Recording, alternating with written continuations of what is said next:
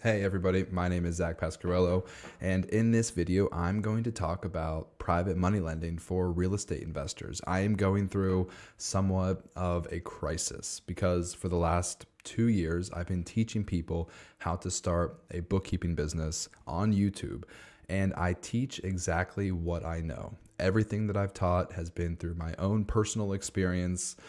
And that was fun while it lasted for the past 2 or 3 years because I was still relatively new starting my bookkeeping business. But here is the crisis. I started my bookkeeping business 5 years ago, and now I'm transitioning into private money lending or managing my investment fund, Zip Capital.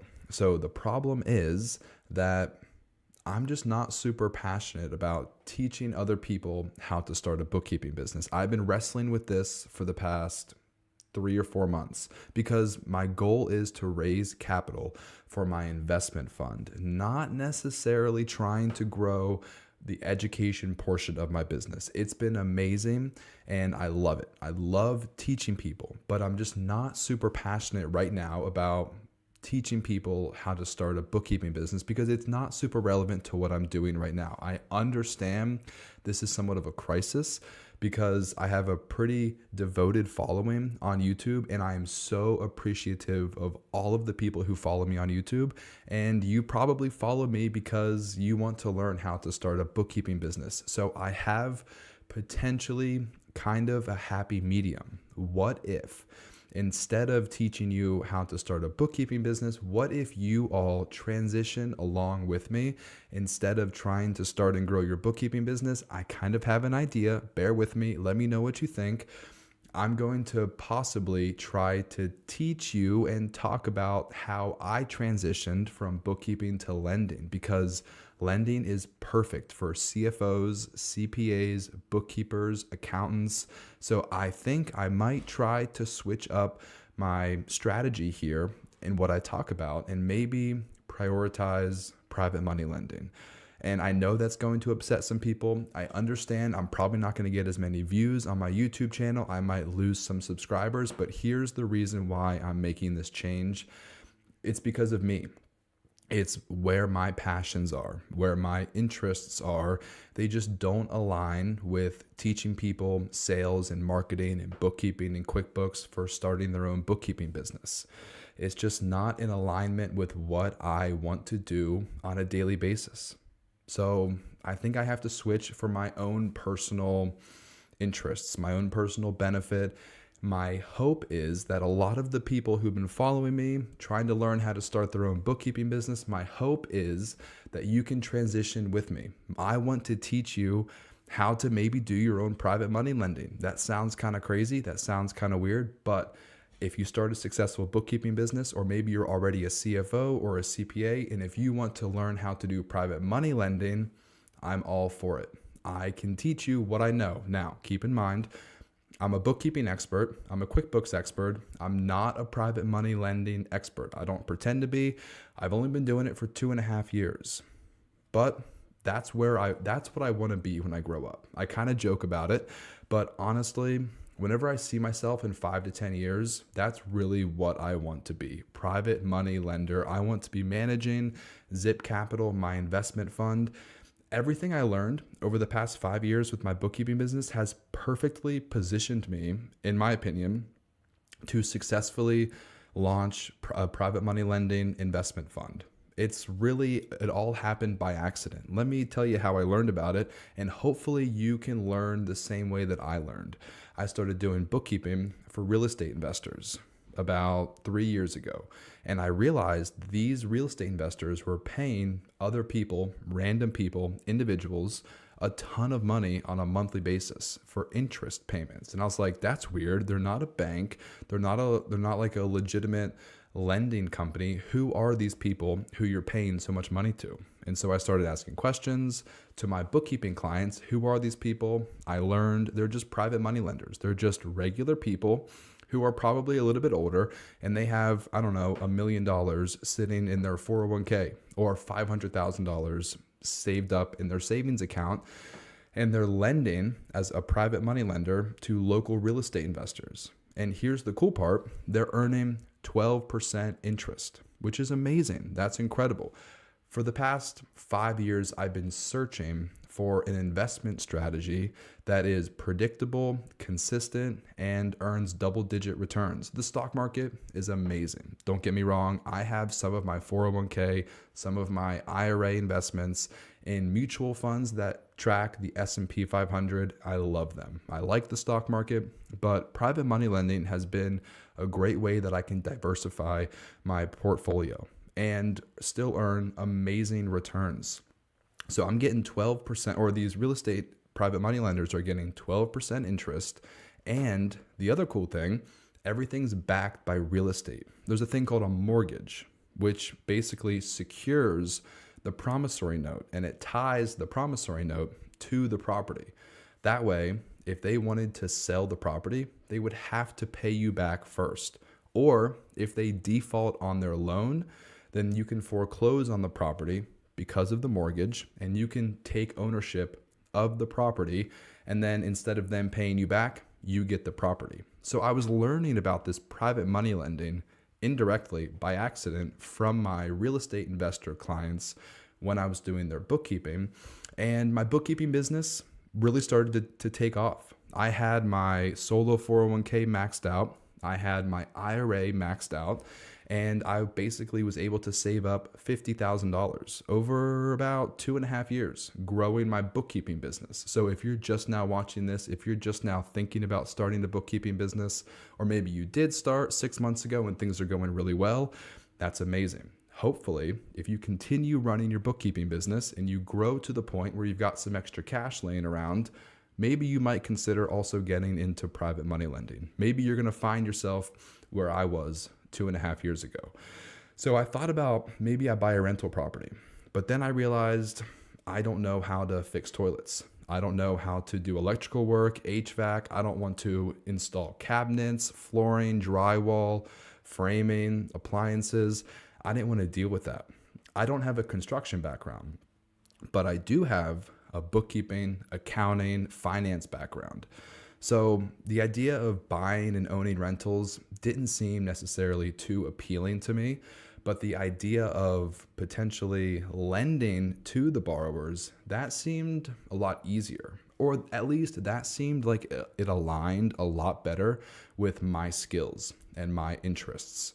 So instead of buying rental properties, I figured maybe I just take my $50,000 that I have saved up, and instead of actually buying a property, maybe I just lend it to somebody else buying a property, and then I'll get my money back in 6 months. And I'm able to still earn 12% interest, which is still a really great return when you think about it being fixed, consistent, reliable, and secured with a mortgage. So 2.5 years ago, that's what I did.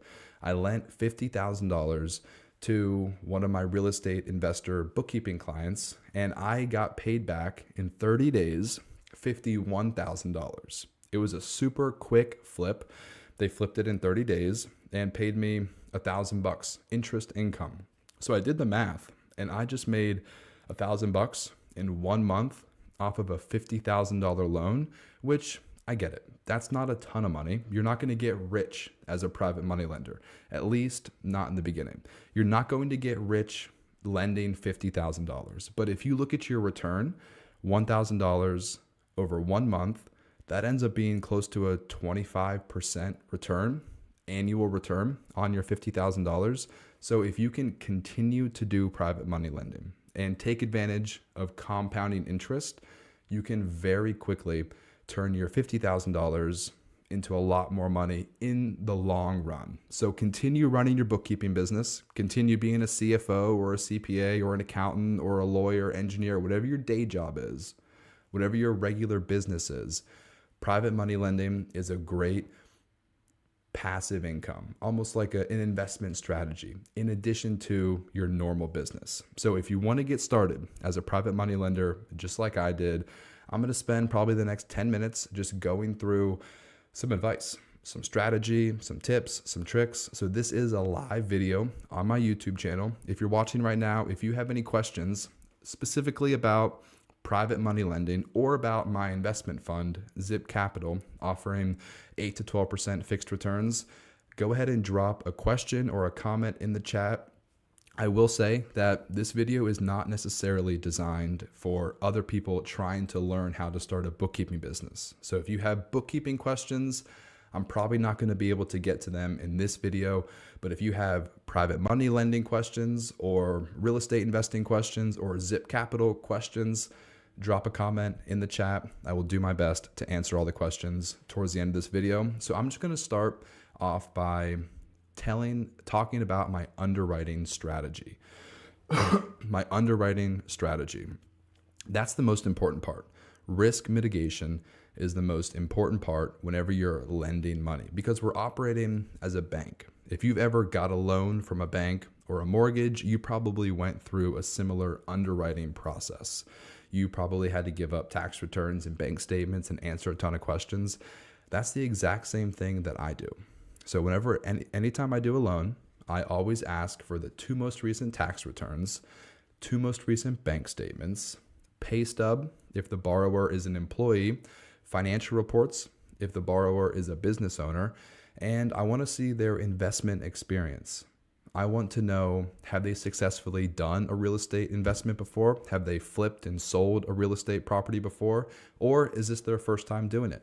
And when I get the tax returns, I'm a bookkeeper, I'm an accountant, I'm not necessarily a tax expert. So I am looking at their Schedule C, their Schedule E, I'm looking at their adjusted gross income, and I'm just trying to look for anything that looks like a red flag, anything that looks unusual. And honestly, most importantly, I'm looking to see, did they actually file their taxes? That's one of my biggest requirements as a private money lender. If you have not filed your taxes for 2023, probably not going to lend to you.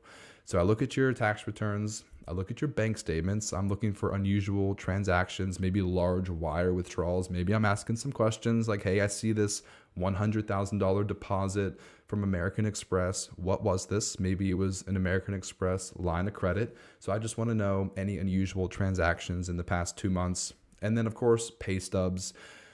I'm much more likely to lend to somebody who has a $100,000 salary versus somebody who only has a $30,000 salary, not because they are necessarily going to be a better or worse real estate investor, but more so because they have better cash flow from their day job. So if things go bad, the person who has a $100,000 salary potentially might have more cash flow available to pay back their loan. So I look at their pay stubs, of course, financial reports. If they're an entrepreneur, I'm looking at their balance sheet, I'm looking at their P&L. And as I go through this process, I just can't help but think, wow, everything I've done over the past 5 years, I feel like has just perfectly enabled me, perfectly positioned me to be really good at this, really efficient, and just to know what I'm doing.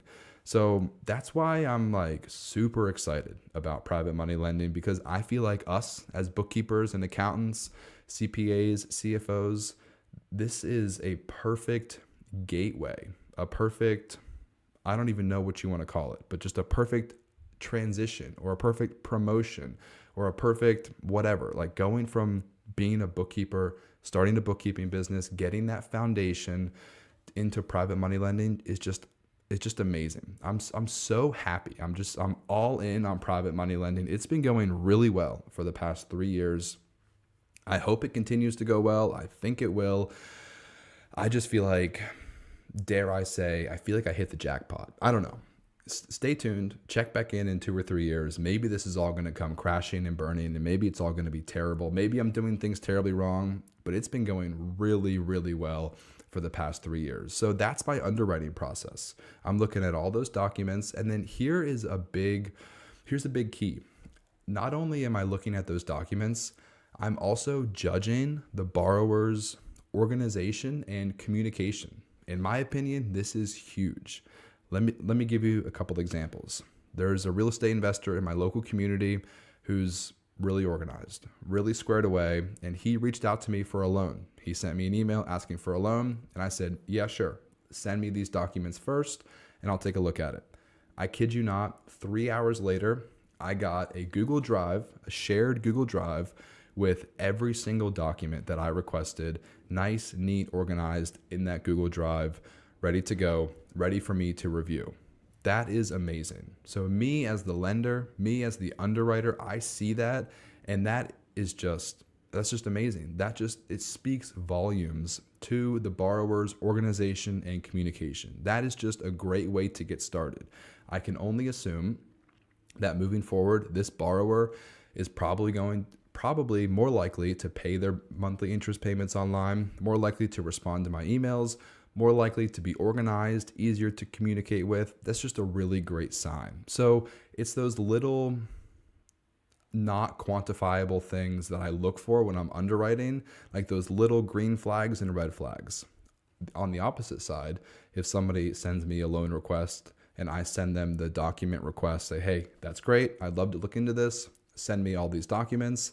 And they might say something like, what? Why do you need all those documents? Why do you need all my tax returns? Like, I don't know how to get all that stuff. And if they can't get me that stuff, I'm not going to do the loan. Or if it takes them 2 weeks to get me that stuff, probably not going to do the loan. So it's just like I'm looking at the documents, but I'm also judging and evaluating the borrower's ability to communicate and stay organized. So I look at the borrower on an individual basis, and then I also look at the individual property because, like I said in the beginning of this video, my loans are secured by the property with a mortgage. So this property is my safety net.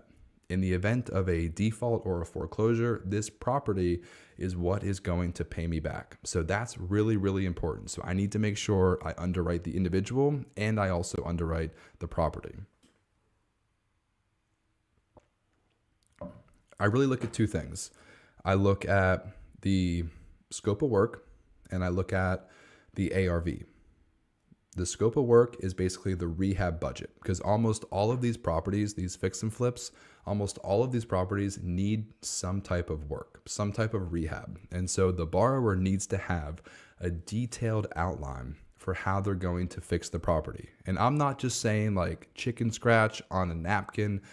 I'm saying detailed. And I'm not even just saying like $10,000 repair the first floor, $50,000 repair the second floor and the roof, $5,000 fix the exterior.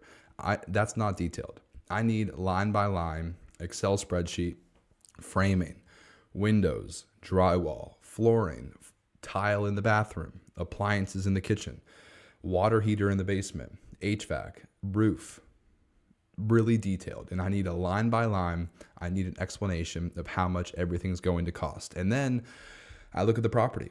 I look at pictures. I look at the interior, exterior pictures, and there's really no exact science.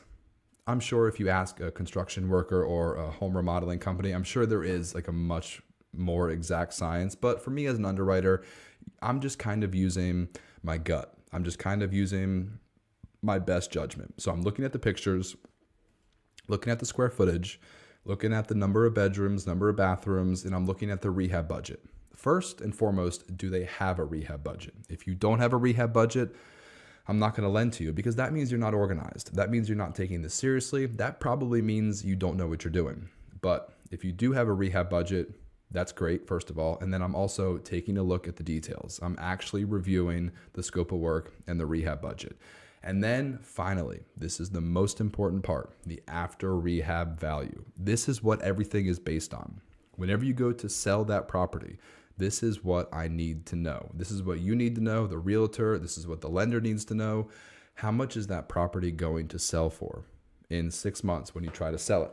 And it's impossible to know for sure, but we can use our best guess by looking at comps, comparable properties that have sold in the past 6 months. And I'm looking at similar zip code, city, school district, neighborhood, city block, similar specs, square footage, number of bedrooms, number of bathrooms, amenities. Is there a pool? Is it a ranch? What kind of house is it? How big is the lot?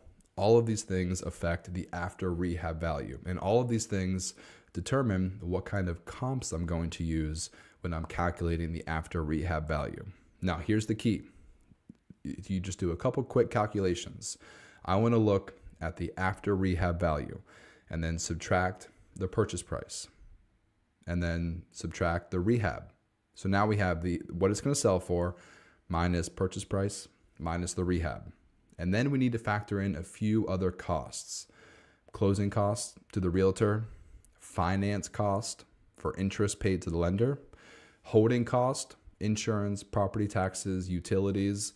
You need to basically run the numbers. You need to evaluate this deal. Is this going to be a good deal? Is this going to be profitable for the borrower? Because if it's not profitable for the borrower, that decreases the likelihood that the borrower is going to be able to pay you back. So you want to make sure this is going to be a profitable deal for the borrower. That way, you're going to get your money back. So after rehab value, minus purchase price of the property, minus rehab, minus finance cost, minus holding cost, minus closing costs, what is that? Usually $25,000 is the bare minimum that I like to see as a profit for a flip. Now that can go up, that can go down, probably shouldn't go down, but usually $25,000 bare minimum. And so that's how I underwrite my deals. And that's it. That's how I underwrite my deals. So there's a couple questions in the chat, and then I might go over a few more things. Let's see. What is the minimum number we need to start? So the minimum amount that you need to start as a private money lender is probably, some people might say 25,000. Other people might say 10 or 15,000. But here's the thing. If you only have, there's two different types of loans that you can do. There's a few more than that, but let's just keep it simple. There's two different types of loans you can do. You can do like the full purchase price, or you can just do a rehab loan. So the full purchase price, no problem. You're probably going to need more than $25,000, probably at least $50,000 or $75,000. Full purchase price, no problem. But if you just do a rehab loan, you could do that, but keep in mind, there's mortgages on these properties, which means there's liens on these properties. So if somebody else lends on the purchase of the property and you come in second and lend on the rehab, you could probably come in at a lower amount, maybe $10,000 or $15,000. But keep in mind, you have what's called a second position lien, or like a second mortgage on the house. So second is always worse than first. So if you don't have the first position, then you don't have as much security. If the borrower defaults, here's the thing. If the borrower defaults on your second position loan, you have to buy out the first position loan before you can foreclose on the property. Or if the first position loan forecloses on the property, they're going to get their money back first, and then you get whatever money is left over. So you're second. So if you have less than $25,000, you could potentially maybe do a rehab loan, but you're not going to be in first position. I only do first position loans, but that's because I have more than $50,000. So if you have less than $25,000, you might be able to do a rehab loan, but maybe not. So if you are doing a rehab loan, let's talk about this. Like, how do I make money as a private money lender? What do I charge? I mentioned 12% interest. And here is why I fell in love with private money lending. Not because of the interest. The interest is cool, 12%, and it's monthly interest only payments. That's cool. 12% interest is great. And then real quick, I will just plug, I run an investment fund, Zip Capital, and I offer 8% up to 12% fixed returns to accredited investors. There's a link in the description. Check it out if you want. So here's the whole idea. I'm going to try to teach you, and this might be a bad idea. I'm not sure. We'll see what happens. My goal, I'm going to try to teach you how to do private money lending. So if you want to do this on your own, amazing. Go out, do it on your own. But if you don't want to do it on your own, you can just invest into my fund, still earn pretty great returns, but it's much more passive. And you don't have to actually do any of the lending yourself. You simply just invest into my fund. I pay you 8 to 12% fixed returns, and then I use your money for private money lending. Here's how I make money. So I charge 12% interest, and it's interest only. So if I give you $50,000 to purchase a property, for the duration of the loan, you're going to pay me $500 per month while you have this property. Interest only. And then whenever you sell the property, you're going to pay me back $50,000. So I will make $500 a month for the duration of the loan. But that's not really, that's cool, that's great, but that's not really how I make the majority, or that's not how I make more money. I charge points. I charge a processing fee and an underwriting fee, origination fee. This is how lenders really make money. I didn't know about this when I first got started. So once I learned about this, I thought, okay, That's what it's all about. That's how these guys are making money. So a $50,000 loan, 12% interest, that's cool, but I'm also charging a $3,000 origination fee. And then I'm also charging sometimes, not all the time, but sometimes a $1,500 underwriting fee. And then sometimes I'm charging a $900 processing fee. So I'm getting 12% interest plus origination, plus underwriting, plus processing, which is amazing. When you look at that from an annual return, it ends up being 18, sometimes 20%, sometimes 22% because of the origination fee, the underwriting fee, and the processing fee. That's where you can really turn that 12% annual return into 18, 20, 22% by stacking on those fees. And it's totally normal from what I've seen. A lot of, first of all, banks do this. Even whenever you got your mortgage, your bank charged you an origination fee. You might not have known about it, but if you look at the closing disclosure from whenever you purchased your regular property, banks absolutely charge you points, an origination fee, processing fee, underwriting fee. I see a comment. So did you sell the bookkeeping business? No, Christian, I still have 87 bookkeeping clients. So if this is your first time watching, I still have my bookkeeping business. I still have 87 bookkeeping clients. I kind of talked about it in the beginning of this video, but I'm just not really super passionate about talking about my bookkeeping business anymore because I'm all in on my private money lending business. I'm all in on Zip Capital. So I'm experiencing kind of a crisis. I talked about it in the beginning of this video, but I'm experiencing a crisis. And part of me wants to stop making videos about bookkeeping just because I'm not super interested in it anymore. With the understanding that I'm going to lose some followers and some subscribers. But at the end of the day, I really started this channel because I enjoyed making these videos. And so as soon as I stop enjoying making the videos, then what am I even doing? Why am I still making the videos? I'm not getting rich by making these videos. YouTube pays me like $2,000 a month YouTube ad revenue, which is great, but in the grand scheme of things, that's not why I'm making the videos. I'm making them because I enjoy talking about this stuff.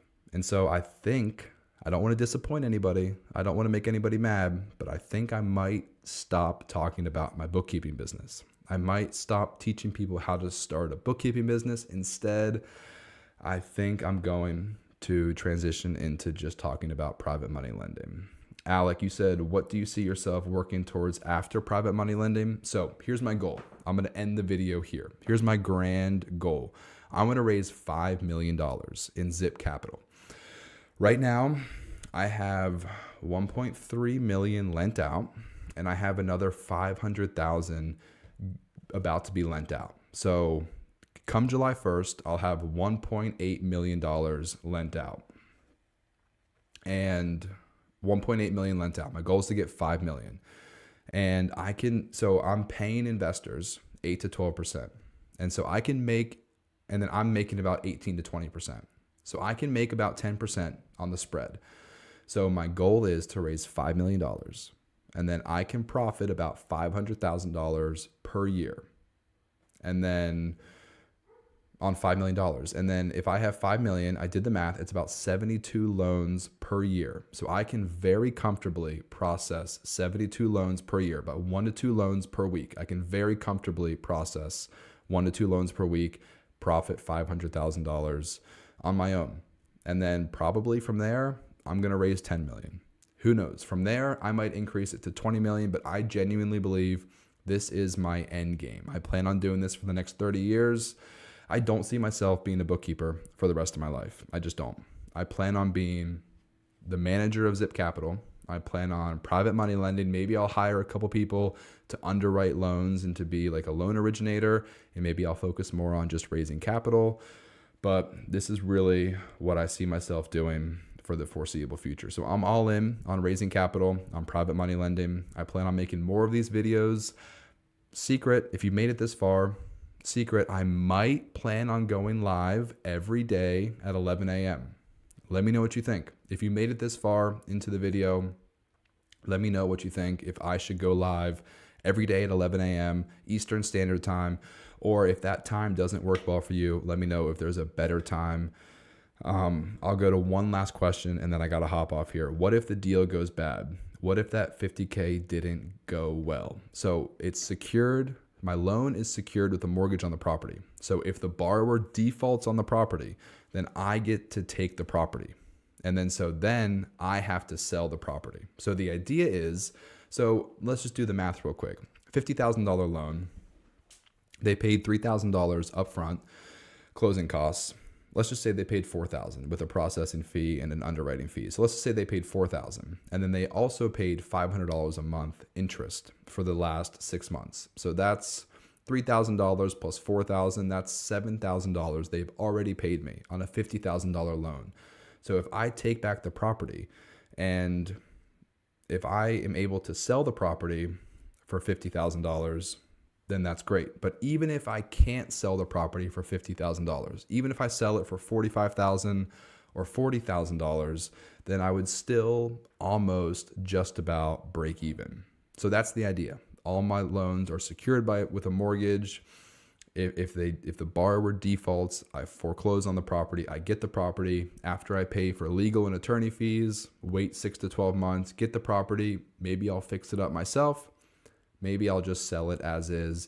And the goal is to at least break even. If not, maybe take a small loss. But I've never had to foreclose on a property. I've done 35 loans. I've done over $4 million worth of loans over the past 3 years. Sorry, I'm a little bit sick. I've never had to default or foreclose on a loan ever. So I'm going to try to continue that streak for as long as possible. That's why underwriting, risk mitigation, is the most important part of my job. It's the most important part. It's the most important thing that I do. So let me know if you want me to keep making these every day at 11 a.m. My name is Zach Pasquarello. Thank you so much for your support. I love making these videos. I will see you all maybe next week. We'll see. Have a great day.